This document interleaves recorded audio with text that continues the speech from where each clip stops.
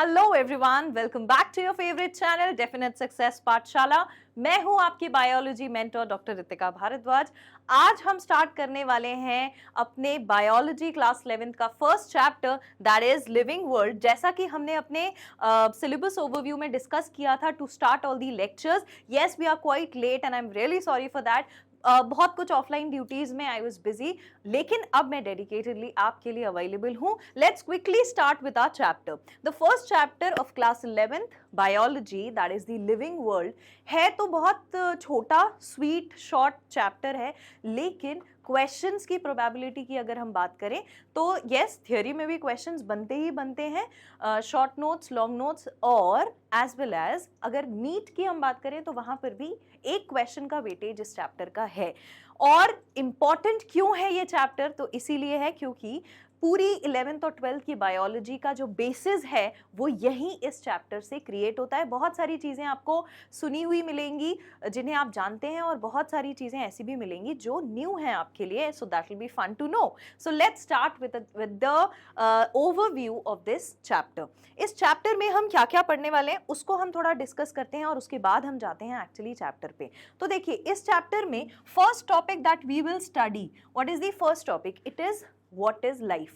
First topic है what is life or what is living. ठीक है।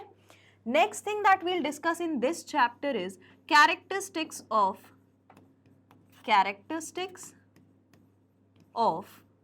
living organisms. Characteristics of living organisms. Sorry.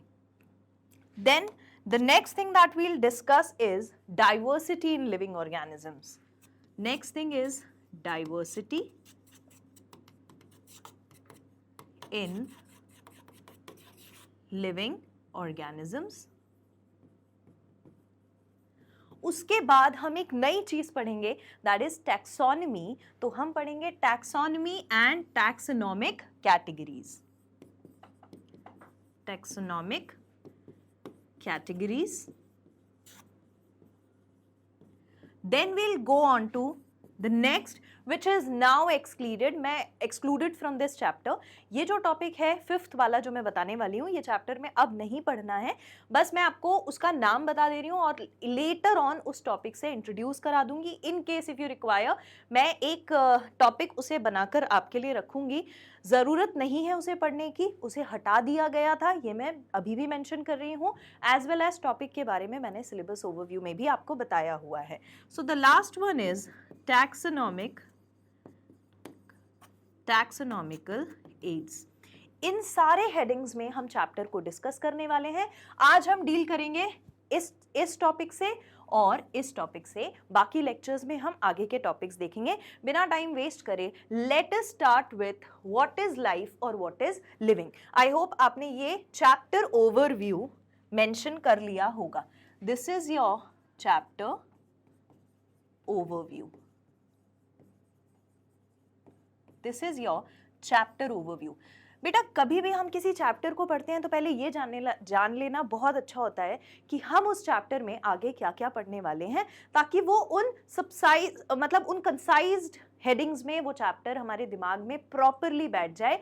It is not only about understanding the chapter, लेकिन यहीं पर आपको class में याद भी हो जाए। तो चैप्टर स्टार्ट हो गया है फटाफट से। अगर आप वैसे तो लेके बैठे हुए, अगर आप नहीं लेकर बैठे हैं तो अपनी एनसीईआरटी अपने सामने रखेंगे, एक notes copy, pen, pencil that you require. Different colours आप यूज करेंगे हाईलाइट करने के लिए, तो it is better for you to learn in over a long period of time. ज़्यादा लंबे समय तक के लिए याद रखने में आपको बहुत अच्छा रहेगा। So let us start with what is life. Now, what is life? Now, here is one definition. Life के लिए, लाइफ की जब बात की गई, यानी कि लिविंग बीइंग की जब बात की गई, तो बहुत सारे साइंटिस्ट ने अलग अलग प्रकार से अलग अलग डेफिनेशंस देके इसे समझाने की कोशिश करी, लेकिन कुछ एक प्रॉपर डेफिनेशन बहुत अच्छी नहीं बन पा रही होगी, लेकिन एक जेस्ट निकल कर आया, एक समरी निकल कर आई इस बात के लिए कि हम लिविंग को कैसे डिफाइन कर सकते हैं। तो बहुत सिंपल वे में सिंप्लीफाई करके अगर मैं आपको बताऊं तो आप लिविंग को कैसे डिफाइन कर सकते हो। आप डिफाइन करते हो लिविंग बीइंग को as it is an organism, या फिर a complex system. Living being एक कॉम्प्लेक्स सिस्टम है जो किन चीज़ों का बना है, कुछ तो चीज़ें होंगी इसे बनाने के लिए, तो कुछ आयंस, कुछ मॉलिक्यूल्स, और वो मॉलिक्यूल्स जो हैं, वो केमिकल्स जो हैं, they are related to life, तो उन्हें हम एड्रेस करते हैं बायोमॉलिक्यूल बोल के, which is an entire chapter also later on 11th में। 9th चैप्टर आपका बायोमॉलिक्यूल है, वहाँ पर आप इसे और डिटेल में पढ़ेंगे। तो बेटा जो ये केमिकल्स हैं, जो आयंस हैं, जो बायोमॉलिक्यूल्स हैं, उनसे मिला करके एक कॉम्प्लेक्स सिस्टम बना है जहाँ पर लगातार कुछ रिएक्शंस भी होती रहती हैं, और वो जो पूरा सिस्टम है वहाँ पर अपने आपस में उनके इंटरैक्शन चलता है। जैसे कि फॉर एग्जांपल हम सेल की बात करें, आपने 8th क्लास में फर्स्ट टाइम जब सेल चैप्टर पढ़ा तो आपने पढ़ा सेल के बहुत सारे फंक्शंस हैं, सेल में बहुत सारे ऑर्गेनेलीज हैं, सेल के अंदर बहुत सारा प्रोसेस चल रहा है, और फिर ग्रुप ऑफ सेल्स आपस में जब इंटरैक्ट करते हैं तो मिल करके वो टिश्यू बनाते हैं, टिश्यू जब आपस में इंटरैक्ट करते हैं मिल करके वो ऑर्गन बनाते हैं, ऑर्गन जब आपस में इंटरैक्ट करते हैं तब वो मिलके क्या बनाते हैं, ऑर्गन सिस्टम, और इसी तरीके से लास्टली वो क्या बनाते हैं, ऑर्गेनिज्म। तो ये सारा इंटरैक्शन जो चल रहा है, ये कैसा इंटरैक्शन है? क्या दो सेल्स आपस में बात कर रही हैं? क्या दो टिश्यूज आपस में बात कर रहे हैं? नहीं, they are interacting through some chemical reaction, कुछ केमिकल रिएक्शन करके। तो लिविंग बीइंग को डिफाइन करने का सबसे अच्छा तरीका यह है कि हम उन्हें एड्रेस करें एज आयंस, बायोमॉलिक्यूल्स या केमिकल्स जो एक कॉम्प्लेक्स ऑर्गेनाइजेशन बनाकर एक साथ रह रहे हैं। अब बात आती है कि मैडम ये सारे आयंस, मॉलिक्यूल्स, केमिकल रिएक्शंस, ये सब कुछ कहाँ हो रहा है? ये सब कुछ बेटा होता है एक सेल के अंदर। सेल में कहाँ होता है? सेल में there is a word which is called as protoplast. There is one word which is called as protoplast. या बेसिकली प्रोटोप्लाज्म पहले हम समझते हैं। प्रोटोप्लाज्म क्या होता है? Protoplasm is nothing but cytoplasm and nucleus.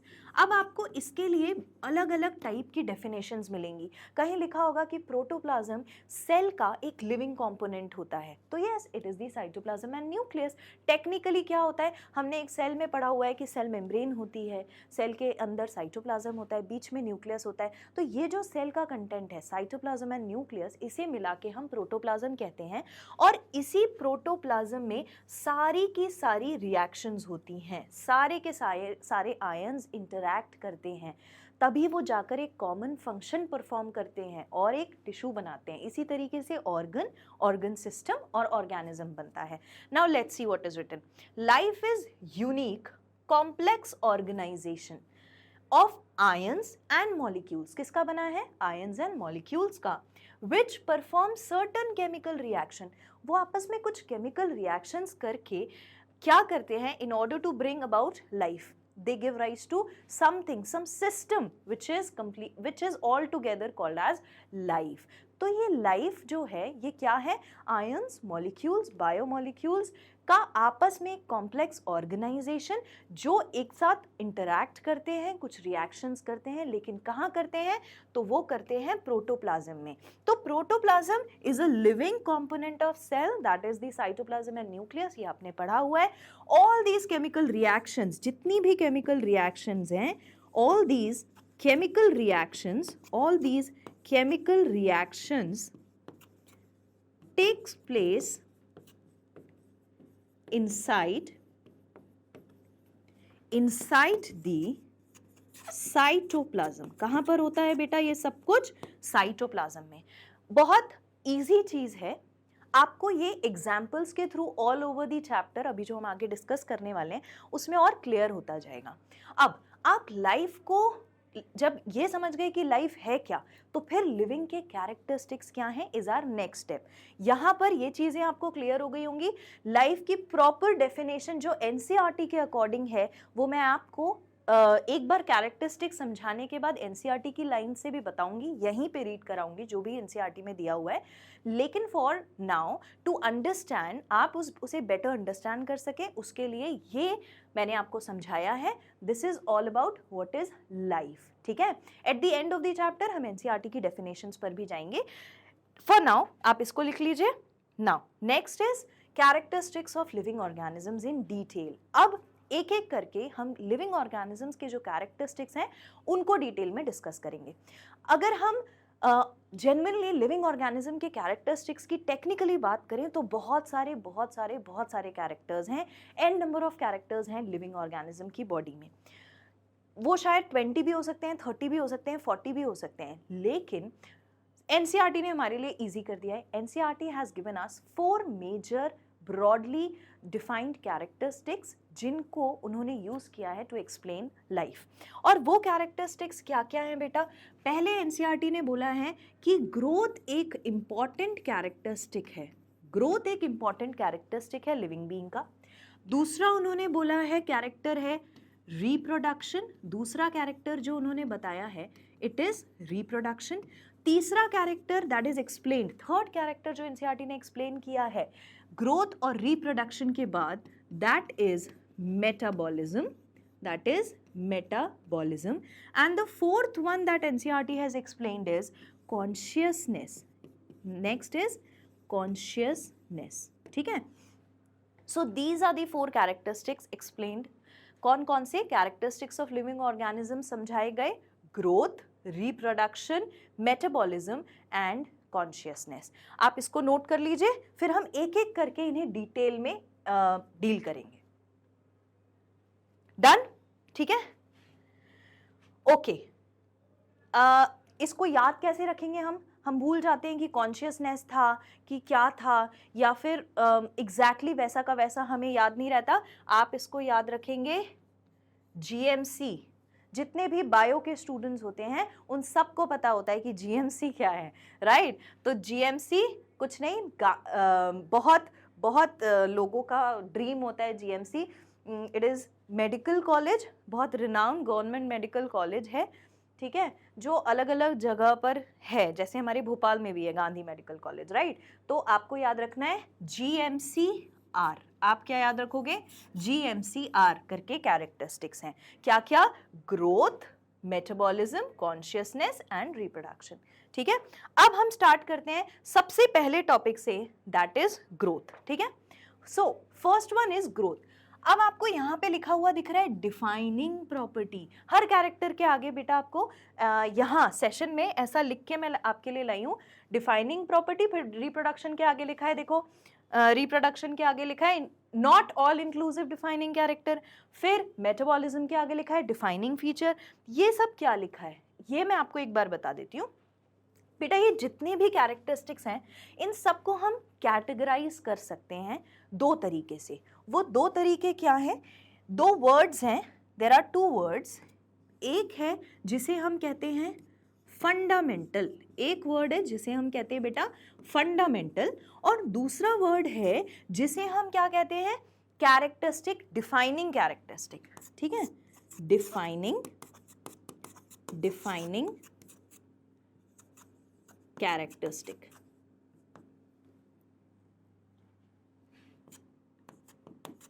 ठीक, फंडामेंटल कैरेक्टरिस्टिक कौन से होते हैं और डिफाइनिंग कैरेक्टरिस्टिक कौन से होते हैं? बेटा फंडामेंटल कैरेक्टरिस्टिक्स वो होते हैं जो बहुत बेसिक होते हैं, ठीक है, लेकिन प्रेजेंट हो भी सकते हैं, प्रेजेंट नहीं भी हो सकते, तो उन्हें हम कहते हैं फंडामेंटल। लेकिन डिफाइनिंग कैरेक्टरिस्टिक लिविंग ऑर्गेनिज्म के कौन से होंगे? ये वो कैरेक्टरिस्टिक्स होंगे जो एक लिविंग ऑर्गेनिज्म को लिविंग कहलाने के लिए बहुत ज़रूरी हैं, यानी नेसेसरीली प्रेजेंट होंगे ही होंगे। क्या ये बात समझ में आई? फंडामेंटल मतलब बहुत बेसिक कैरेक्टर, हो भी सकता है ना, नहीं भी हो सकता। मतलब लिविंग ऑर्गेनिज्म ये कैरेक्टर शो कर भी सकते हैं या नहीं भी शो कर सकते हैं। In spite of that living organism को आप लिविंग कहोगे। लेकिन डिफाइनिंग कैरेक्टर कौन से होते हैं? जो एक्सक्लूसिवली होते ही होते हैं, जिनका कुछ वेरिएशन नहीं है, उसमें मे और मे नॉट नहीं होता, वो प्रेजेंट होंगे तभी आप ऑर्गेनिज्म को क्या बोलोगे कि वो लिविंग है। ओके, तो फंडामेंटल कैरेक्टर को याद रखने के लिए आप इसके साथ ऐड कर सकते हो दैट इट मे और मे नॉट बी प्रेजेंट। ये हो भी सकता है और नहीं भी हो सकता। लेकिन डिफाइनिंग फीचर, डिफाइनिंग कैरेक्टरिस्टिक एक लिविंग ऑर्गेनिज्म में हमेशा देखने को मिलेगा, उसमें बहुत एक्सेप्शंस आपको नहीं मिलेंगे। तो this will always be present, this will always be present. ये तो बेटा देखने को मिलेगा ही मिलेगा। ठीक है, अब इसी तरीके से यहाँ जो डिफाइनिंग कैरेक्टर लिखा है, आपको एनसीईआरटी में कहीं कहीं फंडामेंटल वर्ड भी मिलेगा, इसीलिए मैंने यहाँ मेंशन किया है कि अगर किसी फीचर के आगे लिखा है कि ये फंडामेंटल फीचर है, तो इसका मतलब क्या है, ये फीचर हर लिविंग ऑर्गेनिज्म में हो ये ज़रूरी नहीं है, लेकिन हो भी सकता है, नहीं भी हो सकता। बट अगर एनसीईआरटी ने कह दिया कि ये फीचर डिफाइनिंग कैरेक्टरिस्टिक है, लेट्स से फॉर एग्जांपल अगर हम ग्रोथ की बात करते हैं तो ग्रोथ में लिखा है कि ये डिफाइनिंग प्रॉपर्टी नहीं है, इसका मतलब ग्रोथ हो भी सकती है, नहीं भी हो सकती है। Is that clear? तो हमने यहाँ पर जो ऐड किया, यानी कि defining character will always be present, या तो वो नहीं ही होगा या फिर होगा ही होगा। तो इसका मतलब ये है कि ग्रोथ को हम क्या बोल सकते हैं, फंडामेंटल कैरेक्टरिस्टिक बोल सकते हैं। ओके, तो ये तो हो गई किसकी बात, फंडामेंटल कैरेक्टरिस्टिक की बात। अब हम ग्रोथ को डिटेल में डिस्कस करते हैं। देखो, ग्रोथ एक ऐसा फीचर है जो हर लिविंग ऑर्गेनिज्म आपको शो करता है। ग्रोथ एक ऐसा फीचर है जो हर लिविंग ऑर्गेनिज्म शो करता है। ऑल लिविंग ऑर्गेनिजम्स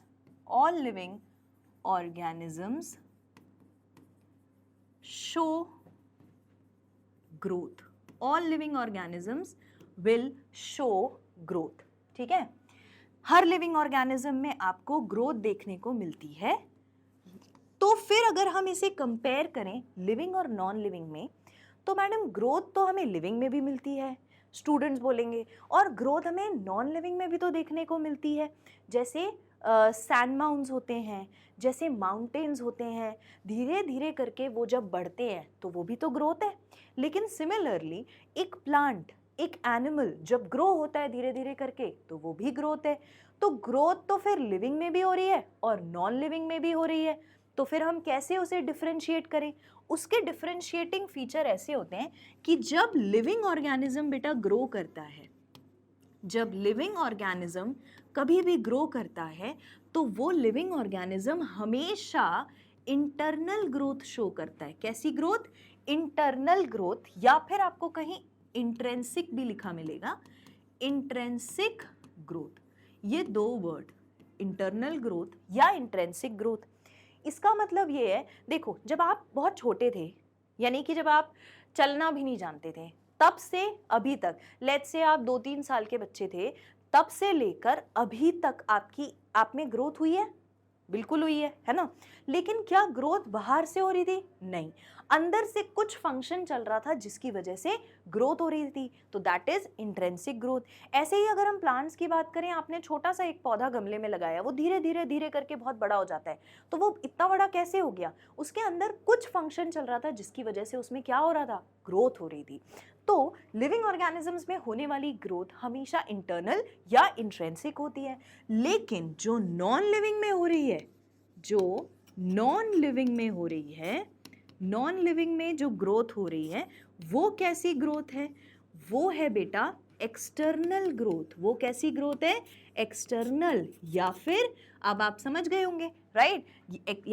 एक्सटर्नल बोलेंगे या फिर बोलेंगे एक्सट्रिंसिक ग्रोथ। कौन सी ग्रोथ? एक्सटर्नल या फिर एक्सट्रिंसिक ग्रोथ बोली जाएगी। जैसे मान लो कि कोई माउंटेन है, ठीक है, अब वो माउंटेन धीरे धीरे धीरे धीरे धीरे धीरे साइज में इंक्रीज हो रहा है। पहले साइज ये था, अब साइज ये है, ये इतना इंक्रीज हो गया। तो कैसे इंक्रीज हुआ? ये इंक्रीज हुआ क्योंकि इसके ऊपर डिपोजिशन बाहर से हो रही थी, अंदर से इसमें कोई फंक्शन नहीं चल रहा था, लिविंग ऑर्गेनिज्म की तरह बाहर से हो रही थी। तो एक एग्जाम्पल आपका ये हो गया। दूसरा एग्जाम्पल, लेट्स से आपकी कोई बुक रखी है शेल्फ में, आपकी कोई बुक रखी है शेल्फ में, जो कि आप खोल के कभी देखते ही नहीं हो, जो कि आप खोल के कभी देखते ही नहीं हो, ठीक है। अब उस बुक के अंदर क्या होगा? ये बुक रखी हुई थी, अब उस बुक को आपने कभी खोल के ही नहीं देखा, और रोज भाई बहनों से लड़ाई हो रही है, शेल्फ तुम साफ करो, वो बहन कह रही है नहीं तुम साफ करो, कोई साफ नहीं कर रहा, धीरे धीरे धीरे धीरे धीरे धीरे इसके ऊपर जमती जा रही है, डस्ट जमती जा रही है। तो ग्रोथ तो इसमें भी हो रही है। ग्रोथ कैसे हुई? वो जो बुक अभी उसका जो थिकनेस थी, अभी वो इतनी थी, लेकिन उसके ऊपर लेयर जमती चली गई, जमती चली गई, जमती चली गई, डस्ट जमती चली गई, तो वो ग्रोथ तो वहां पर भी हुई, लेकिन वो कैसी थी, वापस बाहर से हुई। सो दैट वाज एक्सटर्नल और एक्सट्रेंसिक ग्रोथ। हमेशा नॉन लिविंग में होने वाली ग्रोथ कैसी होती है, बाहर से, एक्सट्रेंसिक।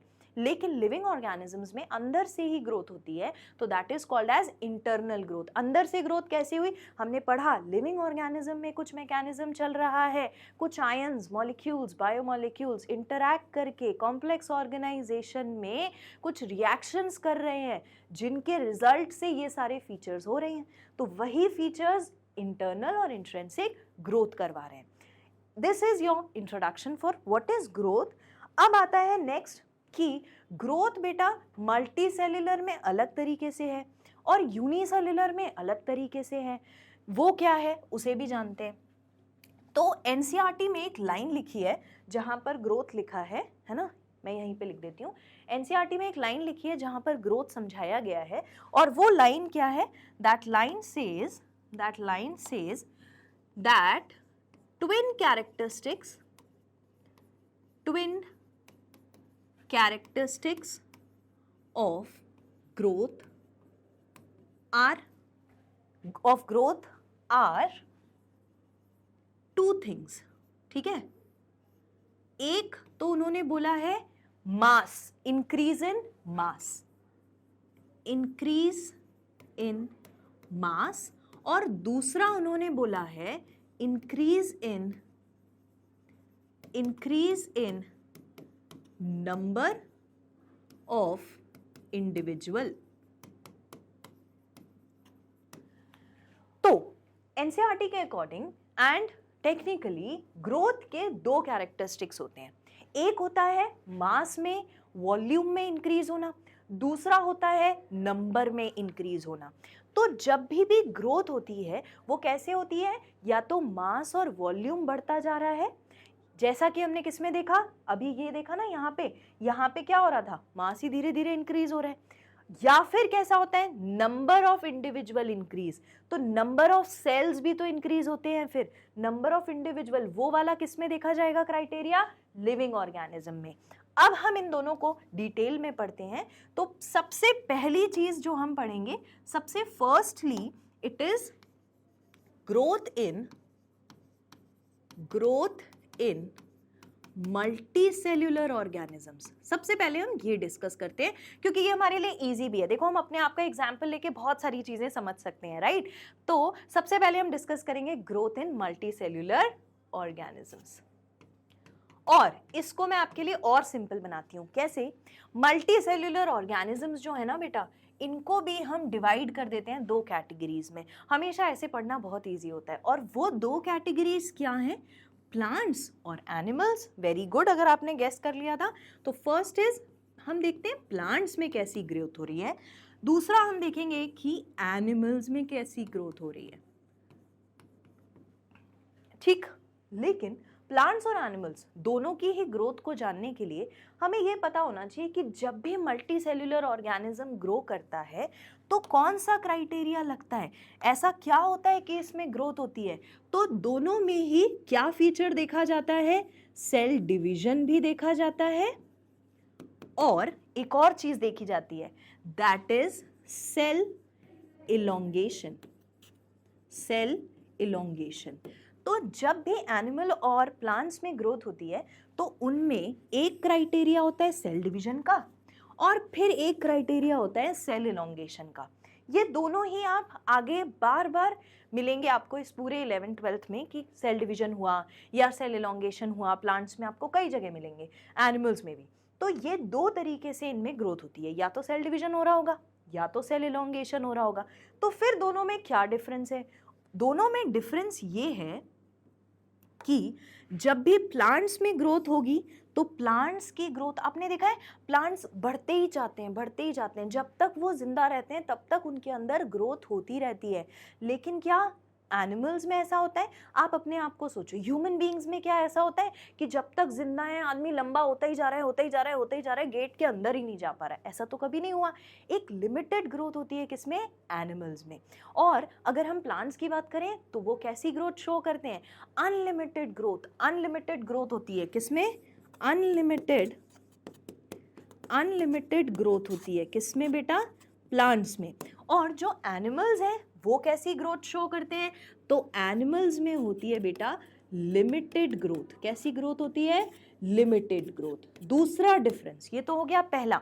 दूसरा डिफरेंस क्या होता है, आपने देखा होगा प्लांट्स में हमेशा नए लीव्स, नए स्टेम, नई ब्रांचेस, स्टेम तो नहीं ब्रांचेस बोलेंगे, नई लीव्स, नई ब्रांचेस, फ्लावर्स, ये सारे जो ऑर्गन्स हैं एक प्लांट के वो हमेशा नए ऐड होते जाते हैं। और कहाँ से ऐड होते हैं, हमेशा ऐड होते चले जाते हैं, ग्रोथ उनमें हो रही है, न्यू ऑर्गन्स जुड़ते जा रहे हैं। लेकिन आपने कभी देखा है एनिमल में, लेट्स से ह्यूमन बीइंग नहीं, आपने कभी देखा है पहले एक स्टमक था अब 2 स्टमक हो गए हैं, पहले एक ब्रेन था अब 2 ब्रेन हो गए हैं। आय हाय, अगर ऐसा हो जाता तो फिर क्या बात थी, 2 ब्रेन 3 ब्रेन हो जाते, मिलके पूरा काम ही खत्म हो जाता है ना। लेकिन ऐसा तो कभी नहीं हुआ। तो प्लांट्स में बेटा जो ग्रोथ होती है वो होती है open form of growth, open form of growth. ठीक है, ओपन फॉर्म ऑफ ग्रोथ क्यों बोला गया है, क्योंकि new organs will always be adding to this. ठीक है, इसको आप लिख लीजिए, new organs keep on adding, new organs keep on adding. लेकिन व्हाट अबाउट एनिमल्स, इनमें होती है क्लोज्ड ग्रोथ। इनमें कैसी ग्रोथ होती है, क्लोज्ड ग्रोथ। एक बार जब ऑर्गन्स बन गए, now no new organ will be added, कोई नए ऑर्गन आगे जाके ऐड नहीं होने वाले हैं। So no new organs are added. तो ये फंडा तो हो गया होगा क्लियर, इसमें तो मुझे नहीं लगता कोई प्रॉब्लम होगी, ये तो बहुत इजी है। हमने देखा ये, अच्छा कोरली एनसीईआरटी की लाइन है ना, ये कोरली एनसीईआरटी में दिया हुआ है, this is given in NCERT, और ये सारी चीजें पार्ट्स में समझाई हुई हैं वहां पे। तो प्लांट्स जो है वो अनलिमिटेड ग्रोथ शो करते हैं और closed open form of growth show करते हैं। लेकिन एनिमल्स जो हैं वो कैसी ग्रोथ शो करते हैं, लिमिटेड एंड क्लोज्ड, और दोनों में ही सेल डिवीजन और सेल एलोंगेशन से ग्रोथ देखने को मिलती है। तो आप पहले ये वाले पॉइंट्स नोट कर लीजिए, फिर हम एक बड़ा मजेदार सा पॉइंट डिस्कस करेंगे इन्हीं दोनों के बारे में, आपको बहुत मजा आएगा। Okay, so the next is बड़ा मजेदार सा पॉइंट दैट सेज, ध्यान से सुनना, ठीक है, एक मजेदार सा पॉइंट है एनसीईआरटी का ही, जो ये कहता है कि जो मल्टी सेल्यूलर, एक मिनट, जितने भी बेटा हायर ऑर्गेनिजम्स होते हैं ना, जितने भी हायर मल्टी सेल्यूलर ऑर्गेनिजम्स होते हैं,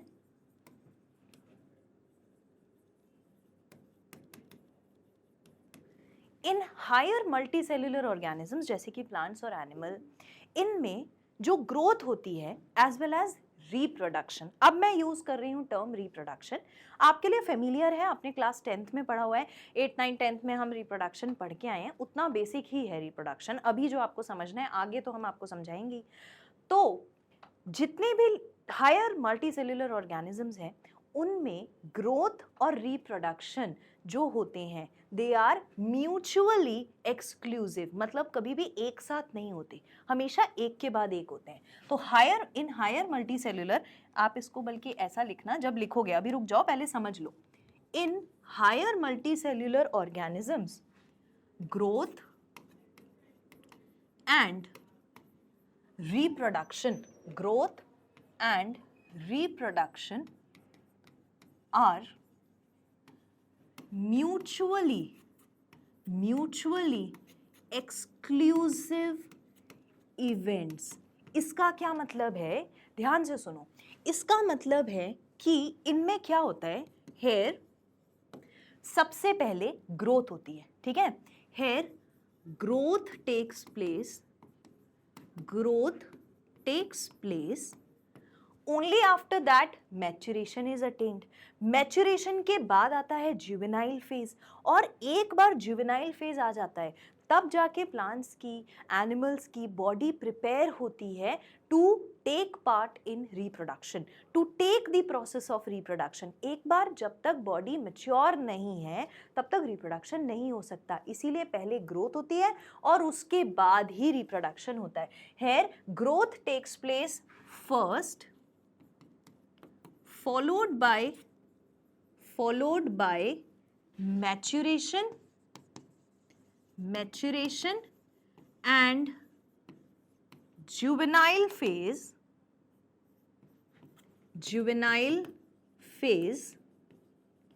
It is only after juvenile phase that reproduction takes place. It is only after juvenile phase that reproduction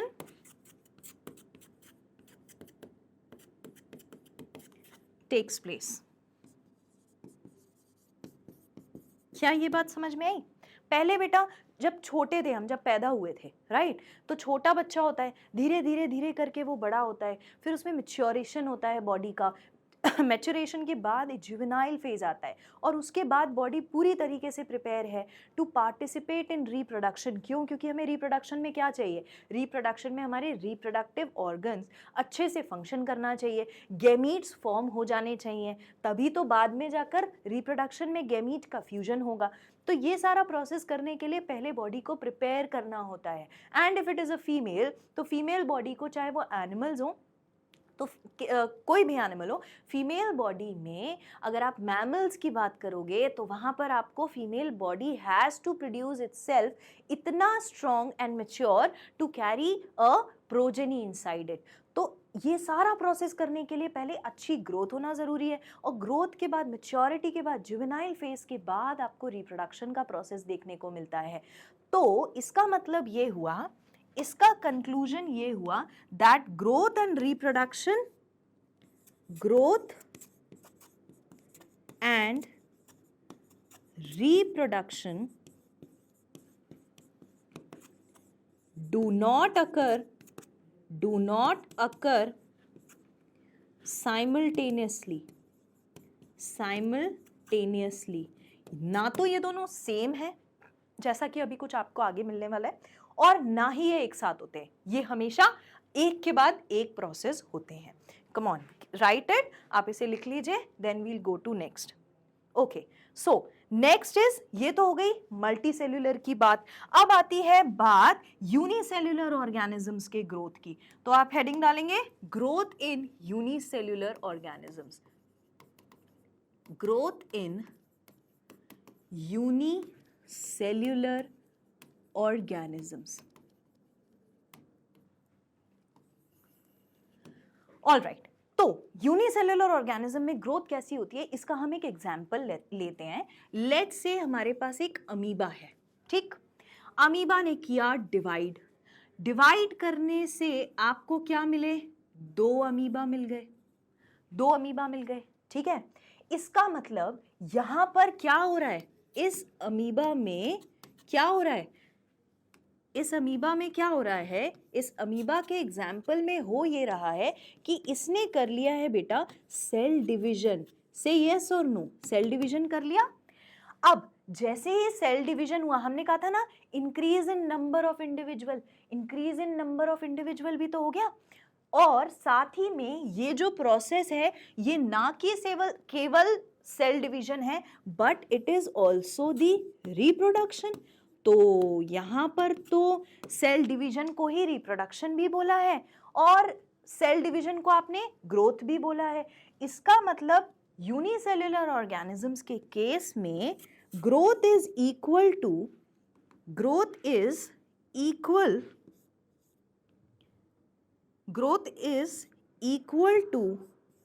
reproduction. लेकिन मल्टी सेल्यूलर ऑर्गेनिज्म में हमने क्या बोला था? पहले ग्रोथ होगी, बाद में रिप्रोडक्शन होगा।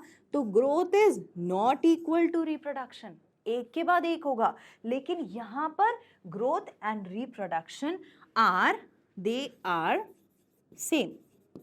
क्या ये बात क्लियर हो गई? इजी है, कोई प्रॉब्लम नहीं है यहाँ तक? ठीक है। तो सेल डिवीजन और रिप्रोडक्शन यूनिसेल्युलर ऑर्गेनिजम्स में सेम ही होता है, दोनों को साइमल्टेनियसली, मतलब दोनों एक ही जैसे प्रोसेस हैं, चाहे आप सेल डिवीजन में काउंट कर लो, चाहे आप रिप्रोडक्शन में उसको पढ़ लो। ठीक है, तो ये हो गया growth in unicellular organism. Next thing जो हम डिस्कस करने वाले हैं वो कौन सी है, पहले मैं आपको दिखा देती हूँ, फिर हम उस पर जाएंगे। हमने यहाँ पढ़ा था इंक्रीज इन मास और यहाँ हमने पढ़ा था increase in number of individual. तो अभी तक हमने जितनी भी बातें पढ़ी बेटा, वो सब कुछ हम इसके बारे में पढ़ रहे थे, increase in number of individual. अब हम जो बात कर रहे हैं वो करने वाले हैं हम इंक्रीज इन मास के बारे में। तो ये इंक्रीज इन मास कहाँ पर देखा जाता है उसके बारे में बात करते हैं। Now the topic is increase in mass. ये कहाँ देखा जाता है? इंक्रीज इन मास नेचुरली, जो अभी मैं आपको बता रही थी ना एक्सट्रेंसिक ग्रोथ वाला, वहां देखा जाता है। तो इंक्रीज इन मास आपको मिलता है बेटा नॉन लिविंग थिंग्स में। ठीक है, कैसे? For example let's say we have mountain. क्या आपके दिमाग में और कोई एग्जाम्पल आता है नॉन लिविंग में जहाँ ग्रोथ हो रही हो एक्सटर्नली? अगर आपके दिमाग में कोई एग्जाम्पल आता है तो फटाफट से उसको कमेंट सेक्शन में लिखो। Only then will I get to know कि आप मुझे मेरे साथ कितना इंटरैक्ट कर रहे हैं। अगर आपको कभी भी कोई एग्जाम्पल याद आता है तो फटाफट से कहाँ लिख देना है? कमेंट सेक्शन में। तभी तो हम धीरे धीरे बहुत अच्छे फ्रेंड्स भी बन पाएंगे, है ना। जो लोग नहीं जानते, जो जानते हैं फिर तो वो बता ही देंगे मुझे आंसर। सोचो, दिमाग लगाओ। माउंटेन्स का तो मैंने आपको दिखाई दिया था। अब बहुत सारे लोग बोलेंगे कि मैम डस्ट भी तो है ना। आपने बताया था डस्ट का एग्जाम्पल, है ना। और सोचो, उसके अलावा डस्ट को हम यहाँ ले नहीं सकते, और उसके अलावा बताओ। उसके अलावा होते हैं सैंड माउंट्स। क्या आपने भी कुछ ऐसा ही सोचा था? Sand mounts. उसके अलावा और सोचो, और क्या हो सकता है? और हो सकता है बोल्डर्स। ठीक है, ये सारे एग्जाम्पल्स हैं किसके? नॉन लिविंग के, जहां पर ग्रोथ कैसी हो रही है? एक्सट्रेंसिक ग्रोथ हो रही है। ग्रोथ इज एक्सट्रेंसिक, और या फिर आप बोल सकते हो एक्सटर्नल, बाहर से ग्रोथ हो रही है, राइट। तो ग्रोथ लिविंग में भी देखी गई, नॉन लिविंग में भी देखी गई। कुछ एग्जाम्पल्स हैं नॉन लिविंग में ग्रोथ के, अंदर से कोई फंक्शन नहीं हो रहा है, एक्सट्रेंसिक ही ग्रोथ देखने को मिल रही है नॉन लिविंग के केस में, जिसकी वजह से मास या फिर वॉल्यूम में इंक्रीज हो रहा है। All right, so this is about the feature growth. अब क्योंकि ग्रोथ आपको लिविंग में भी मिल रही है, नॉन लिविंग में भी मिल रही है, लिविंग के यूनिसेल्युलर में भी मिल रही है, लिविंग के मल्टी सेल्युलर में भी मिल रही है, इसीलिए हम जो ग्रोथ है उसको कहते हैं it is not properly a defining property. ये बहुत डिफाइनिंग प्रॉपर्टी नहीं है, लेकिन it is a characteristic property. कैसी प्रॉपर्टी है बेटा? कैरेक्टरिस्टिक प्रॉपर्टी है, डिफाइनिंग नहीं है। लेकिन हाँ, लिविंग होने का एक क्राइटेरिया ग्रोथ भी है, पर अगर ग्रोथ नहीं हो रही है या ग्रोथ वैसी नहीं है तो इसका मतलब ये तो नहीं है कि लिविंग नहीं है। तो कैरेक्टरिस्टिक जरूर है लेकिन डिफाइन करने वाली प्रॉपर्टी नहीं है। अब हम आते हैं अपनी नेक्स्ट प्रॉपर्टी पे, एंड दैट इज रिप्रोडक्शन। यहां पर भी लिखा है not all inclusive defining property. Let's see why. तो रिप्रोडक्शन का मतलब क्या होता है? सोचो, कोई मुझे डेफिनेशन बता सकता है? कोई मेंशन कर सकता है what is reproduction? How do you define reproduction? जल्दी से कमेंट सेक्शन में। ओके, तो आपने लिख दिया होगा, है ना, पॉज करके। Right, so now let's move. कैसे हम डिफाइन कर सकते हैं रिप्रोडक्शन को? Reproduction is nothing but, reproduction हम कब कहते हैं? जब there is birth of progeny, और वो जो प्रोजेनी है वो अपने पेरेंट से बिल्कुल सिमिलर हो, यानी कि सेम स्पीशीज की ही होगी। जैसे अगर कैट है तो कैट का जो बेबी है, जो ऑफस्प्रिंग है, वो कौन है? किटन। जो डॉग है उसका ऑफस्प्रिंग कौन है? A puppy. तो ऐसा तो कभी नहीं होगा कि कैट के पास पपी पैदा हो जाए और डॉग के पास किटन पैदा हो जाए, ऐसा तो नहीं होगा, स्पीशीज सेम होती है। इसीलिए कहा जाता है कि रिप्रोडक्शन के दौरान जो प्रोजेनी होती है it is similar to the parent, it is similar to the parent, right. तो रिप्रोडक्शन इज डिफाइंड एज, देखो आप अपने एनसीईआरटी को बेटा जब भी मैं आपको पढ़ा रही हूं आप एनसीईआरटी को रीड करते हुए चलना, आपको एनसीईआरटी देखते हुए चलना है। जब भी मैं आपको कोई चीज बताती हूं keep on reading NCERT, alright, okay. So जो रिप्रोडक्शन है आपने अपने सामने रख लिया होगा। अब आप पहले मेरी बात सुनो, जब मैं बोलूंगी कोई चीज पूछूंगी, डिफाइन करूंगी या फिर एग्जाम्पल्स बताऊंगी, तब आप एनसीईआरटी में उसे हाईलाइट करते जाना। लिखना तो है ही नोट्स, और अच्छा हाँ, ये जो नोट्स हैं ये आपको हमारे टेलीग्राम का जो चैनल है वहां पर भी मिल जाएंगे। एग्जैक्टली यही नोट्स मेरे ही बनाए हुए, तो आप इनको भी रख लीजिएगा। लेकिन हमेशा it is a very good habit to write your own notes, right, okay. So it is production of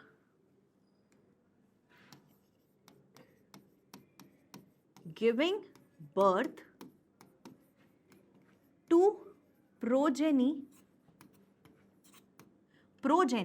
and the progeny should be similar to the parent. So it is giving birth to progeny where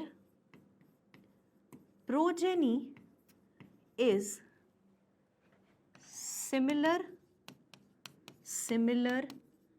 to the parents, parents जैसी ही होगी। मैंने ये नहीं कहा कि same होगी। अगर आप हमारे मम्मी पापा को देखोगे और हमको देखोगे तो हम अपने मम्मी पापा जैसे ही हैं, उनके भी 2 आंखें, 2 हाथ, 2 पैर, 2 कान, वैसे ही है ना, सेम ह्यूमन बींग्स वो भी हैं, ह्यूमन बींग्स हम भी हैं। लेकिन क्या हम बिल्कुल सेम है?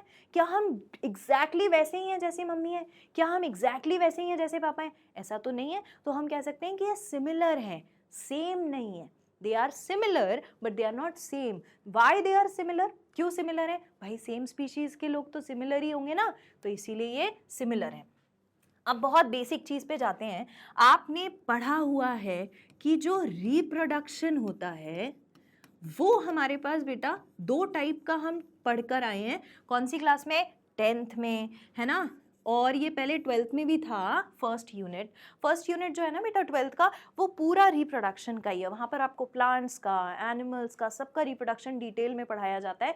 और एनिमल्स मतलब ह्यूमन बींग्स में तो आपको रिप्रोडक्टिव हेल्थ भी पढ़ाई जाती है। और एक पहला चैप्टर है दैट इज ओनली रिप्रोडक्शन, वो वाला अब हटा दिया गया है क्योंकि आप वो पहले ही से पूरा पढ़ के आते हैं, है ना। तो रिप्रोडक्शन बेटा 2 टाइप का है।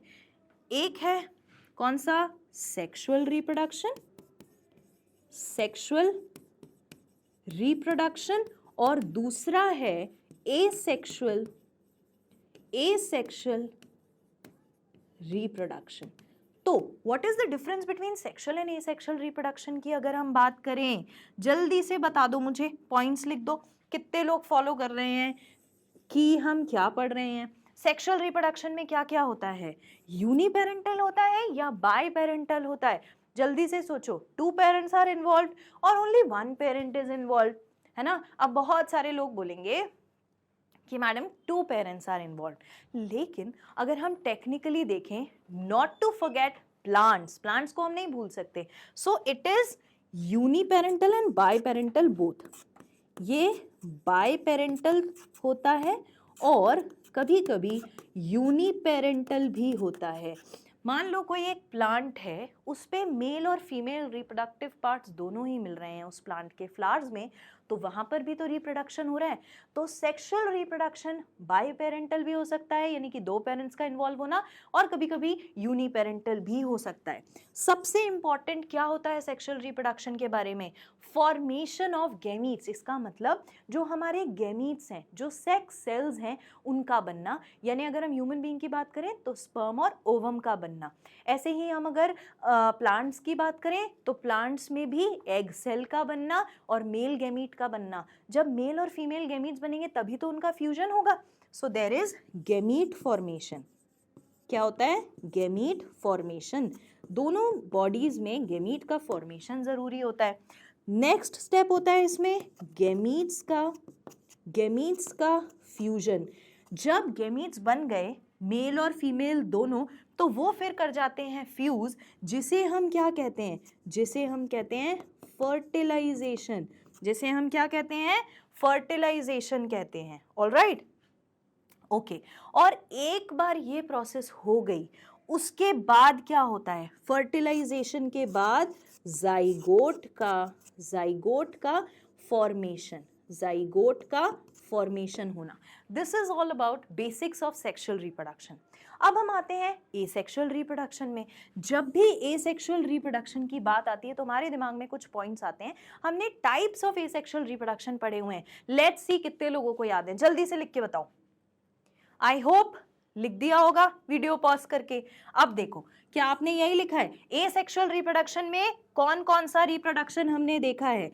यहां पर हमने देखा है फिजन,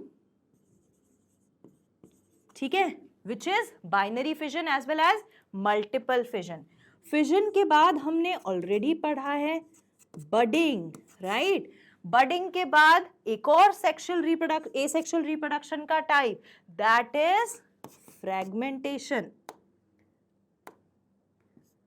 फ्रैगमेंटेशन, फ्रैगमेंटेशन। और एक और टाइप जो हमने पढ़ा है वो कौन सा है, regeneration, that is regeneration. Alright, क्या आपने भी यही वाले पॉइंट्स लिखे हैं एसेक्सुअल रिप्रोडक्शन के बारे में?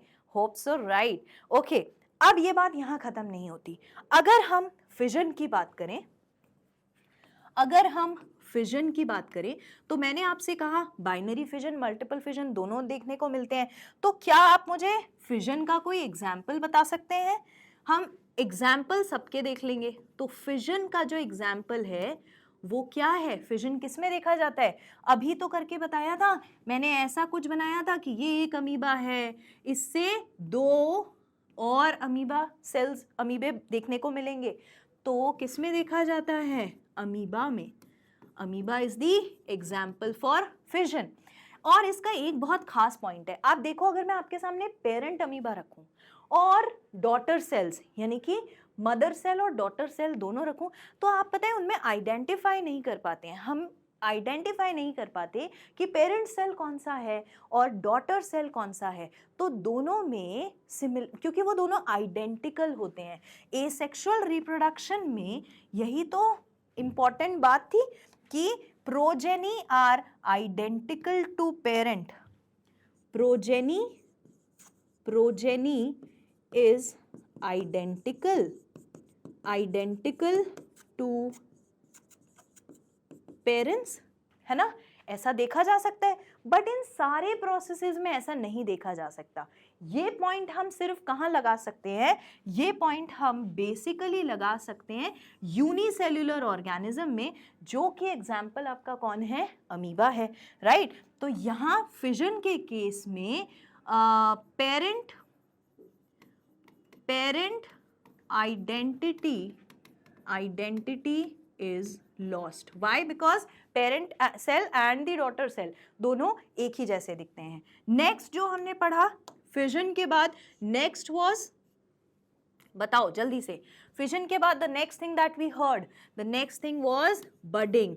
तो बडिंग हमने कहाँ पढ़ी थी, बडिंग हमने पढ़ी थी हाइड्रा में, बडिंग हमने पढ़ी थी ईस्ट में।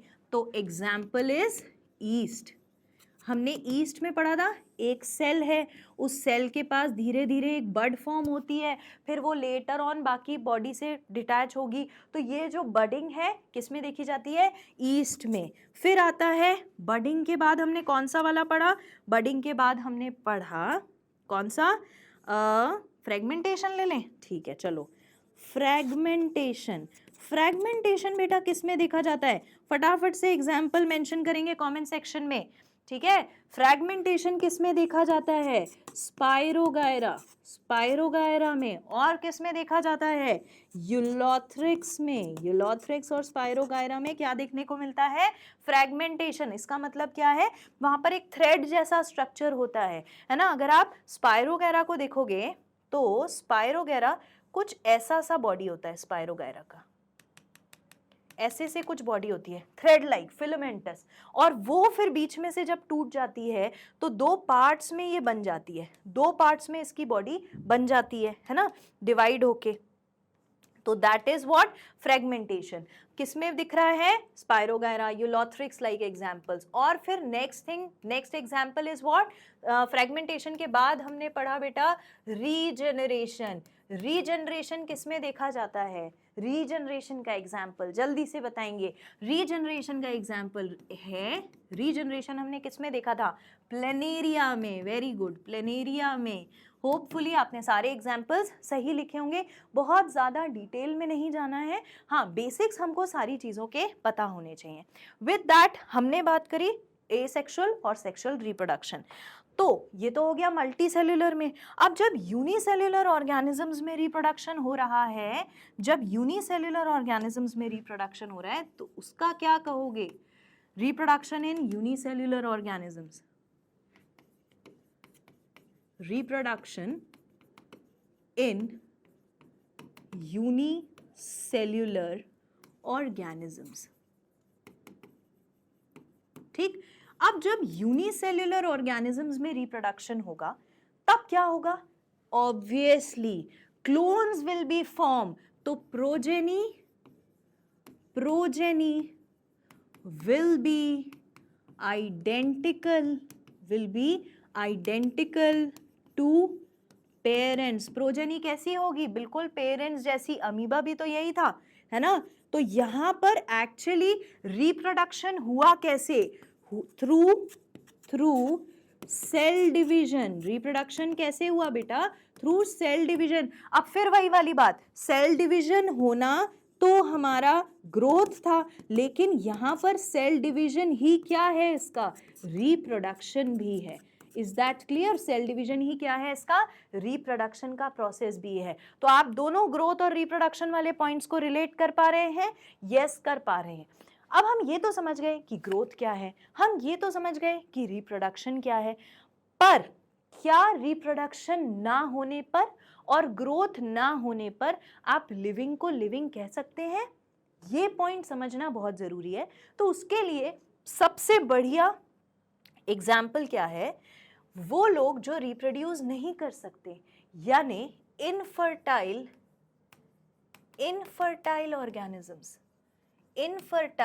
ऑर्गेनिजम्स। कुछ ऑर्गेनिजम्स ऐसे होते हैं जो फर्टाइल नहीं होते, जो रिप्रोडक्शन नहीं कर सकते। फॉर एग्जाम्पल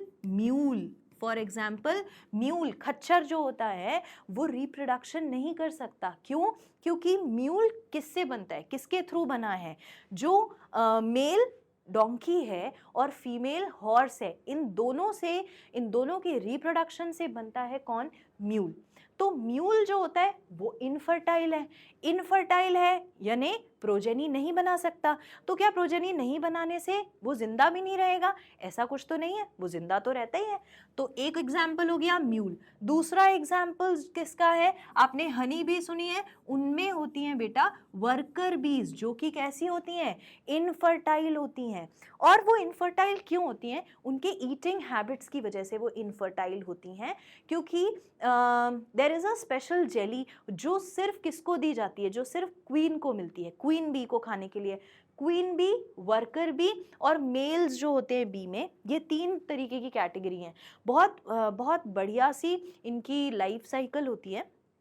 तो अगर वर्कर बी को आप खाना अच्छा खिलाने लग जाओगे तो फिर वो भी धीरे धीरे हो सकता है बाद में जाके फर्टाइल हो जाए। लेकिन अगर वो इनफर्टाइल हैं तो क्या वो नॉन लिविंग हो गई, नहीं, दे आर लिविंग। इसका मतलब क्या कि ये डिफाइनिंग फीचर नहीं है किसका, लिविंग होने का। तो कौन डिफाइनिंग फीचर नहीं है भैया, रिप्रोडक्शन। वापस आ जाओ, बी के ऊपर मत भाग जाओ, ठीक है। तो एक हो गया म्यूल, दूसरा हो गया worker bee. Now there are many human infertile couples,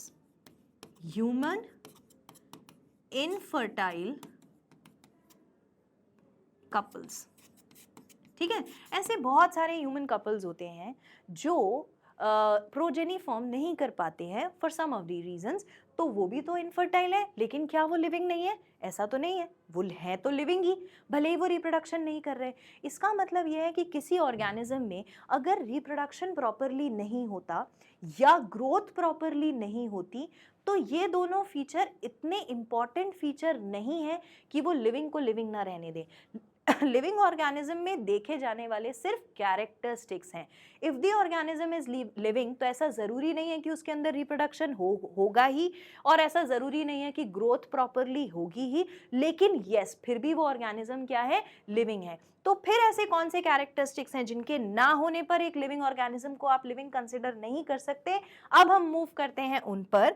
तो let us move to metabolism. लेकिन एक इंपॉर्टेंट लाइन जो मैं आपको बताना चाहती हूँ वो कौन सी है? वो ये है कि यहाँ पर रिप्रोडक्शन को हमने एनसीईआरटी में भी आपको मिलेगा, it is considered as not all inclusive defining feature, क्योंकि यहाँ पर हमें एक्सेप्शन भी मिल रहे हैं। यानी कि ये हो गई बेटा फंडामेंटल प्रॉपर्टी, ग्रोथ भी क्या हो गई? फंडामेंटल प्रॉपर्टी विच मे और मे नॉट बी प्रेजेंट। अब हम आते हैं अपने नेक्स्ट टॉपिक पे, दैट इज मेटाबॉलिज्म।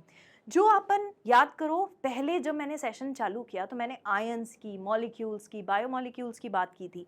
वो सब कुछ आपको यहाँ प्रॉपरली समझ में आएगा। मेटाबॉलिज्म होता क्या है? देखो, पहली चीज मेटाबॉलिज्म समझने के लिए आपको ये पता होना चाहिए कि all living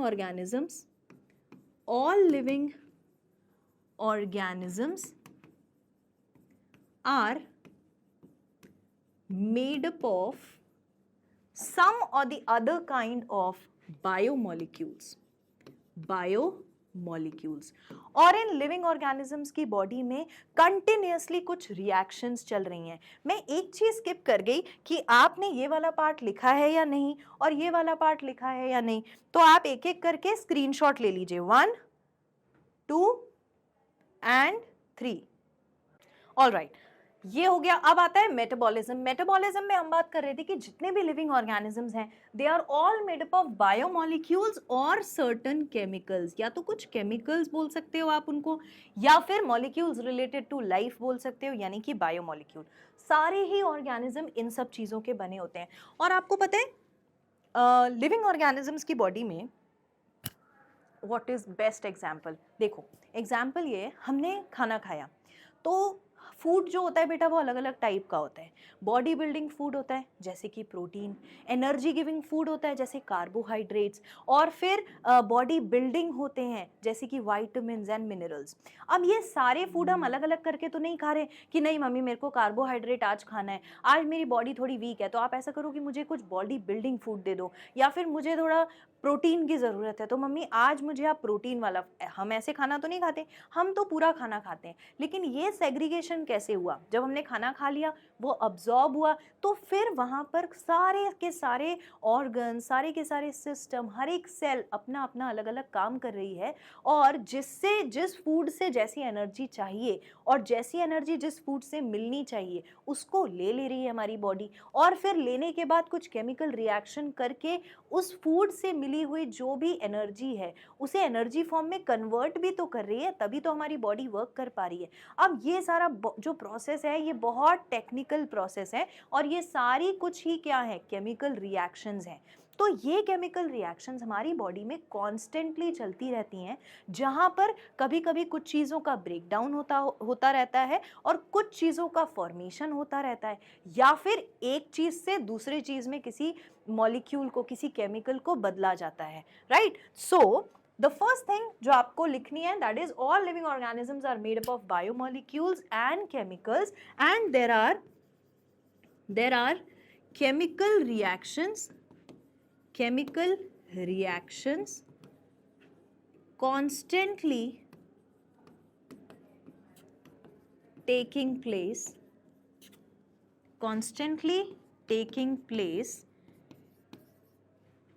inside our body, inside the body of living organism, inside the body of living organisms। ठीक है, कॉन्स्टेंटली केमिकल रिएक्शंस चल रही हैं हर चीज़ के लिए, फूड के डाइजेशन के लिए, एक्सक्रीशन के लिए, देन नर्वस सिस्टम में भी इसी तरीके से काम हो रहा है, हार्ट भी इसी तरीके से काम कर रहा है, जो रेस्पिरेशन का प्रोसेस है वो भी इसी तरीके से हो रहा है. Everything is taking place through in the form of chemical reaction. अब यहाँ पे होता क्या क्या है, या तो यहाँ पर बेटा केमिकल रिएक्शंस के थ्रू सिंथेसिस होता है, ठीक है, और या फिर यहाँ पर ब्रेक डाउन होता है, या तो सिंथेसिस होता है या फिर ब्रेक डाउन होता है. जब भी केमिकल रिएक्शंस के थ्रू किसी चीज़ का सिंथेसिस या फिर फॉर्मेशन होता है तो उसे हम कहते हैं बेटा एनाबॉलिज्म. एनाबॉलिज्म. और अगर ब्रेक डाउन होता है तो उसे हम कहते हैं कैटाबॉलिज्म. ऑल्दो आप कैटाबॉलिज्म एनाबॉलिज्म के बारे में डिटेल में पढ़ेंगे बायोमोलिक्यूल्स वाले चैप्टर में, दैट इज चैप्टर 9. मैंने आपको पहले भी बताया था, but this is only the details कि कैसे ये लिविंग ऑर्गेनिज्म से कनेक्टेड है. तो कुछ रिएक्शंस हुई. रिएक्शंस कहाँ पर हुई बेटा? सेल के कहाँ? प्रोटोप्लाज्म में. तो सारी रिएक्शंस वहीं प्रोटोप्लाज्म में ही हो रही हैं. So, they are chemical reactions constantly taking place inside the body of living organism. अब यहाँ पर या तो एनाबॉलिज्म हो सकता है या तो फिर कैटाबॉलिज्म हो सकता है. और क्या इंपॉर्टेंट बात है कि यहाँ पर एंजाइम्स का इन्वॉल्वमेंट भी हो सकता है. अब आपने केमिस्ट्री में एंजाइम्स तो पढ़ ही लिए होंगे. सो इन टोटल अगर बायोमॉलिक्यूल को डिफाइन करना हो तो आप कैसे बोल सकते हैं, बायोमॉलिक्यूल को नहीं सॉरी मेटाबॉलिज्म को डिफाइन करना हो तो आप क्या बोल सकते हैं? Sum total of all the enzyme catalysed chemical reaction taking place inside the body of living organism are called metabolism. ठीक है, let's write it. Sum total, ये इसकी डेफिनेशन है, sum total of all the enzyme catalysed, यानी enzyme के through होने वाली catalysed chemical reactions taking place inside the body of living organism is referred to as metabolism. इसका मतलब कि मैडम ये जो आप बात कर रहे हो रिएक्शन होने की, ये तो हम समझ गए, लेकिन हमारा क्वेश्चन ये है कि क्या ये केमिकल रिएक्शंस लैब में नहीं हो सकती? बिल्कुल हो सकती हैं. आप कोई भी रिएक्शन लैब में करवा सकते हो. लेट्स से मैं लैब में एक टेस्ट ट्यूब ये ले लेती हूँ, ठीक है, अच्छी टेस्ट ट्यूब नहीं बनी, एक टेस्ट ट्यूब ये ले लेती हूँ, एक टेस्ट ट्यूब ये ले लेती हूँ, और मान लीजिए कि इसमें मैं एनर्जी बनाने का कोई प्रोसेस यानी कि रेस्पिरेशन करवा देती हूँ, और इस ए टेस्ट ट्यूब में, और इस बी टेस्ट ट्यूब में मैं कोई ब्रेक डाउन वाला प्रोसेस जैसा कि हो सकता है डाइजेशन, एग्जाम्पल के लिए ले लेते हैं बी वाले टेस्ट ट्यूब में. मान लो मैंने ए टेस्ट ट्यूब में रेस्पिरेशन कराया, मैंने बी टेस्ट ट्यूब में डाइजेशन कराया. अब ये बढ़िया सी केमिकल रिएक्शन यहाँ पर हो गई, फॉर्मेशन हो गया एनर्जी का, और यहाँ पर हो गया ब्रेक डाउन हो गया फूड का. तो ये रिएक्शंस हो जाने से क्या टेस्ट ट्यूब भी आपको लिविंग मिलती है? क्या टेस्ट ट्यूब आपको लिविंग मिलती है? नहीं मिलती. इसका मतलब ये है कि आप कितने भी chemical reactions outside the body करा लीजिए, लेकिन केमिकल रिएक्शन करवाने से वो जो सिस्टम है जहाँ आप केमिकल रिएक्शन करवा रहे हो वो लिविंग नहीं हो जाता.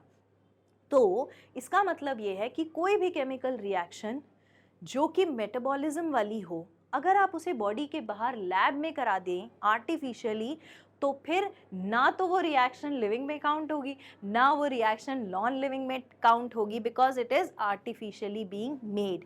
इसका मतलब ये है कि कोई एक्सेप्शन यहाँ नहीं मिलेगा, और केमिकल रिएक्शंस जितनी भी बॉडी के अंदर चल रही हैं, यानी कि ये जो मेटाबॉलिज्म का प्रोसेस हो रहा है, it is one very important defining feature. अगर किसी ऑर्गेनिज्म की बॉडी के अंदर मेटाबॉलिज्म नहीं हो रही, इसका मतलब कि आप उसे डेड में कंसिडर कर सकते सकते हैं। मेटाबॉलिज्म होना एक बहुत इंपॉर्टेंट डिफाइनिंग फीचर है। जहां लिविंग ऑर्गेनिज्म होगा मेटाबॉलिज्म होगा, बिना मेटाबॉलिज्म के कोई लिविंग ऑर्गेनिज्म आपको नहीं मिलेगा।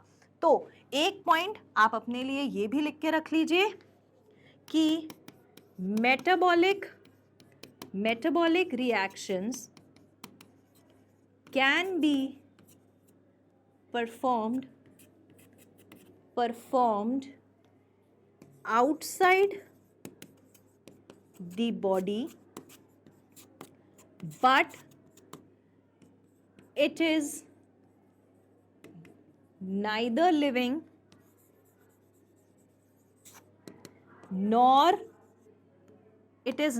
living nor non living. ना तो वो लिविंग कहलाएगी बेटा और ना ही वो नॉन लिविंग कहलाएगी। This is all about metabolism. और फिर वापस आओ कि मेटाबॉलिज्म के पास हमने लिखा था इट इज डिफाइनिंग फीचर। अब समझ में आया मेटाबॉलिज्म को डिफाइनिंग फीचर क्यों बोला है। दुनिया में कोई ऑर्गेनिज्म ऐसा नहीं है, सीधी सिंपल बात, दुनिया में ऐसा कोई ऑर्गेनिज्म नहीं है जिसके अंदर मेटाबॉलिज्म नहीं हो रही। पर क्या कोई ऐसा ऑर्गेनिज्म है लिविंग जिसके अंदर रिप्रोडक्शन नहीं हो रहा? है, म्यूल है, वर्कर बी है और स्टेराइल ह्यूमन बीइंग्स है। इसके अलावा क्या ऐसा कोई ऑर्गेनिज्म है जिसमें ग्रोथ ना भी हो? हाँ बिल्कुल हो सकता है कि किसी लिविंग ऑर्गेनिज्म में ग्रोथ नहीं भी हो रही हो, लेकिन ग्रोथ देखी जाएगी, not exclusively a defining property.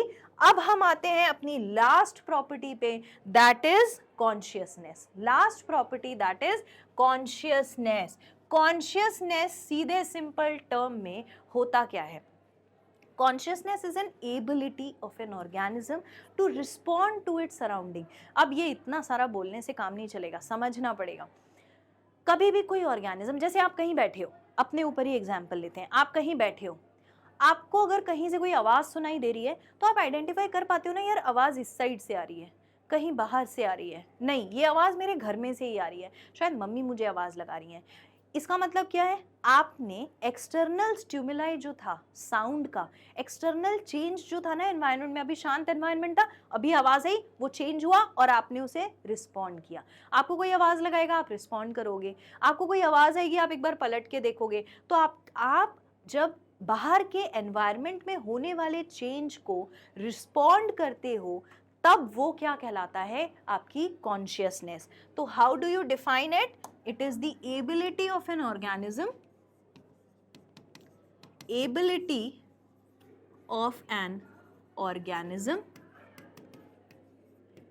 to respond to the external stimuli। External stimuli कैसा हो सकता है? अब ये स्टिमुलाई बेटा फिजिकल हो सकता है, यानी कोई आपको हाथ लगा के बुला रहा है, कोई आपको गुदगुदी कर रहा है, कोई आपको मार के चला जा रहा है, तो रिस्पॉन्ड करोगे ना दोनों तीनों केसेस में। तो फिजिकल हो सकता है, बायोलॉजिकल हो सकता है, या फिर केमिकल हो सकता है, कैसा भी स्टिमुलाई हो सकता है। It is an ability of an organism to respond to external stimuli. और वो स्टिमुलाई का मतलब क्या होता है? बहुत सारे लोगों को हो सकता है ये कंफ्यूजन हो। तो स्टिमुलाई का मतलब होता है any change in the environment. जो एनवायरनमेंट था अगर उससे थोड़ा चेंज हुआ तो हम उसे रिस्पॉन्ड करेंगे। गर्मी आई, एसी ऑन कर लेंगे, ठंडी आ गई, स्वेटर पहन लेंगे, बरसात आ गई, अम्ब्रेला लेके बाहर चले जाएंगे। All these are response to the environment. तो stimuli is any change in the environment। ठीक है। और सारे ही लिविंग ऑर्गेनिजम्स जो होते हैं वो सब के सब कैसे होते हैं? कॉन्शियस होते हैं। They are aware of their surrounding. ठीक है। All living organisms are aware of their surrounding. अपनी सराउंडिंग का अवेयरनेस हर एक ऑर्गेनिज्म के अंदर होती है, अपने एनवायरनमेंट की अवेयरनेस हर एक ऑर्गेनिज्म के अंदर होती है। And only then the organism is able to respond to the surrounding. तभी हम रिस्पॉन्ड कर पाते हैं सराउंडिंग को, और उसी को हम क्या कहते हैं? That is only called as consciousness, that is called as consciousness. तो हर लिविंग ऑर्गेनिज्म जो है वो अपने सराउंडिंग को प्रॉपरली रिस्पॉन्ड कर रहा है। अच्छा, तो फिर बात आती है कि उस ऑर्गेनिज्म का क्या जो कोमा में है। ये एक बहुत बड़ा इंपॉर्टेंट पॉइंट बनता है यहाँ डिस्कशन का। तो देखो, जो ऑर्गेनिज्म कोमा में है वो रिस्पॉन्ड नहीं कर रहा, अगर आप बोलोगे तो आवाज़ लगाने से ना सुन रहा हो, या कोई चीज़ देख ना रहा हो, या कुछ बोल ना पा रहा हो, ये बात बिल्कुल सही है, वो रिस्पॉन्ड नहीं कर पा रहा। लेकिन आप कोमा में गए हुए इंसान को भी मेडिसिन तो दे सकते हो, आप उनको फीड करते हो, क्योंकि खाना तो हर ऑर्गेनिज्म के लिए ज़रूरी है। तो आप फीड ऐसे नहीं करा सकते, तो आप फिर ड्रिप के थ्रू देते हो, ड्रिप के थ्रू फीड कराते हो, फिर एक्सक्रीशन का प्रोसेस भी होता है। तो ये जो सब हो रहा है, ये क्या हो रहा है? ये उनके बॉडी के अंदर होने वाले जो मेटाबॉलिज्म है ना, जो केमिकल रिएक्शंस है ना, उनके थ्रू रिस्पॉन्स जनरेट हो रहा है। तो ये भी तो रिस्पॉन्स है, ये भी तो एक तरीके का रिस्पॉन्स है, तो कॉन्शियसनेस है। लेकिन हाँ, वो वैसी कॉन्शियसनेस नहीं है जैसी सेंस ऑर्गन के थ्रू नॉर्मली एक लिविंग ऑर्गेनिज्म में देखी जाती है। ऑलराइट, अच्छा, फिर आती है एक और बात कि दुनिया में जितने भी लिविंग ऑर्गेनिज्म हैं उसमें सबसे ज़्यादा डोमिनेंट लिविंग ऑर्गेनिज्म, यानी कि बॉस ऑफ द नेचर किसको कहा जाता है? बॉस ऑफ द नेचर कहा जाता है किसको? हम ह्यूमंस को कहा जाता है। तो ह्यूमन की एक बात है जो बाकी सारे ऑर्गेनिज्म से अलग है, and what is that? Humans के पास एक स्पेशल फीचर है which is called as self consciousness. Self consciousness की एबिलिटी ह्यूमंस में ही देखी जाती है। हाँ, चिंपैंजी में भी कुछ हद तक सेल्फ कॉन्शियसनेस की जो प्रॉपर्टी है वो मिलती है, लेकिन ह्यूमंस में एक्सक्लूसिवली सेल्फ कॉन्शियसनेस देखा जाता है। तो humans are only self-conscious living organisms. ये सिर्फ ऐसे ऑर्गेनिजम्स हैं बेटा जो सेल्फ कॉन्शियस हैं, जिनके अंदर सेल्फ कॉन्शियसनेस है। इसका मतलब उनकी नर्वसनेस, उनके इमोशंस, हम अपनी पर्सनैलिटी के बारे में जिसको अवेयरनेस हो, that is called as self consciousness. देखो, जो बाकी ऑर्गेनिज्म है, बाकी लिविंग ऑर्गेनिज्म, उन्हें कोई फर्क नहीं पड़ेगा उनके खुद की पर्सनैलिटी के बारे में, राइट? लेकिन human beings are the one जो सेल्फ कॉन्शियस होते हैं, खुद की पर्सनैलिटी के बारे में अवेयरनेस होना। So that is the only characteristic of living organism. Next, अब ये तो हमारा टॉपिक हो गया है आज का कंप्लीट। एक इंपॉर्टेंट बात जो रह गई है, metabolism is the defining feature as well as consciousness. तो कॉन्शियसनेस को भी हमने क्या कहा है? Defining property. अब ये बात मैं और एक बात से कंक्लूड करना चाहूंगी कि हमने जब ये सेशन स्टार्ट किया तो मैंने आपको कुछ कैरेक्टरिस्टिक्स ऑफ लिविंग ऑर्गेनिजम्स बताए थे। इसमें से हमने ग्रोथ पढ़ लिया, फिर हमने रिप्रोडक्शन पढ़ लिया, मेटाबॉलिज्म पढ़ लिया, कॉन्शियसनेस पढ़ लिया, बट हमने पढ़ा था फंडामेंटल प्रॉपर्टी और डिफाइनिंग कैरेक्टरिस्टिक। अब आप मुझे बताओ कि डिफाइनिंग कैरेक्टरिस्टिक्स कौन से होंगे, जल्दी से मेंशन करके बताओ। सो मेटाबॉलिज्म एंड कॉन्शियसनेस जो हैं ये डिफाइनिंग फीचर्स हैं। ये क्या हैं? Defining features. ग्रोथ और reproduction they are not properly defining characteristics, लेकिन हम इसे क्या कह सकते हैं? Fundamental features. क्या कह सकते हैं? Fundamental features. Is that clear? अब आते हैं लास्ट में एक एनसीईआरटी की डेफिनेशन पे विच सेज, जो बहुत इंपॉर्टेंट है, आपको दिमाग में होनी चाहिए। Living organisms are self replicating. अब आपको ये सारे मीनिंग समझ में आएंगे, सिर्फ पढ़ना है। Living organisms are self replicating, evolving and self regulating interactive system capable of responding to external stimuli. यहाँ पर उन्होंने सारी बातें कर ली। सेल्फ रेप्लिकेटिंग यानी वो क्या कर रहे हैं? रिप्रोडक्शन कर रहे हैं। और जहां पर भी बेटा रिप्रोडक्शन होता है, आप जानते हो रिप्रोडक्शन का एडवांटेज क्या होता है? रिप्रोडक्शन का एडवांटेज होता है, सेक्सुअल रिप्रोडक्शन अगर हो रहा है तो वेरिएशन, और वेरिएशन आना मतलब चेंजेस आना। हम सब एक दूसरे से थोड़े थोड़े अलग हैं। वेरिएशंस जैसे जैसे आते हैं सेक्सुअल रिप्रोडक्शन के थ्रू, तो बहुत सालों बाद धीरे धीरे धीरे करके क्या हो जाता है, इवोल्यूशन हो जाता है। अब ये थोड़ा बड़ा कंसेप्ट ज़रूर है, आप रिलेट कर पाएंगे तो वेल एंड गुड, नहीं तो हम इसे आने वाले टॉपिक में डिस्कस करेंगे। सिर्फ मैंने यहाँ इसीलिए बताया क्योंकि यहाँ इवॉल्विंग भी है। तो सेल्फ रेप्लिकेट करने वाले, इवॉल्व करने वाले, सेल्फ रेगुलेटिव इंटरैक्टिव सिस्टम, मतलब जो अपना खुद का रेगुलेशन कर रहे हैं, क्या करके, मेटाबॉलिज्म करके, और आपस में इंटरैक्टिव सिस्टम बनाए हुए हैं। ये इंटरैक्टिव सिस्टम इनने कैसे बनाया है, सेल्स ने आपस में इंटरैक्ट करके क्या बनाया बेटा, टिश्यू, टिश्यू ने आपस में इंटरैक्ट करके क्या बनाया, ऑर्गन, ऑर्गन ने आपस में इंटरैक्ट करके क्या बनाया, ऑर्गन सिस्टम, ऑर्गन सिस्टम से क्या बन गया, पूरा का पूरा ऑर्गेनिज्म बन गया। तो ये जो प्रोसेस है ना, ये सेल्फ रेगुलेशन के इंटरैक्टिव सिस्टम से ये सिस्टम बना है, ठीक है। They are capable of responding to external stimuli. Responding to external stimuli मतलब आप समझ गए वो किसकी बात कर रहे हैं, वो बात कर रहे हैं कॉन्शियसनेस की।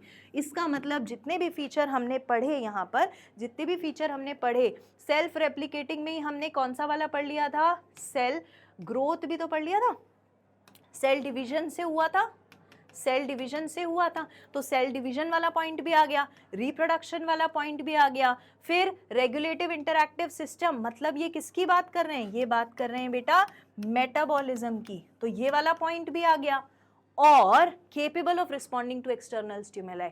एक लिविंग ऑर्गेनिज्म को एनसीईआरटी ने कैसे डिफाइन किया है, ऐसे कि दे आर सेल्फ रेप्लिकेटिंग, आपस में रेप्लिकेट कर सकते हैं, इवॉल्व कर सकते हैं, सेल्फ रेगुलेटिंग, अपना खुद एक सिस्टम बना के रखा है जिसमें वो रेगुलेशन कर रहे हैं केमिकल रिएक्शन करवा के, केपेबल ऑफ रिस्पॉन्डिंग, और उनके पास एक और कैपेबिलिटी है कि वो अपने एक्सटर्नल स्टिमुलाई, अपने एनवायरनमेंट को अच्छे से रिस्पॉन्ड कर सकते हैं। लेकिन सेल्फ कॉन्शियस सिर्फ कौन होता है, यस, ह्यूमन बींग्स।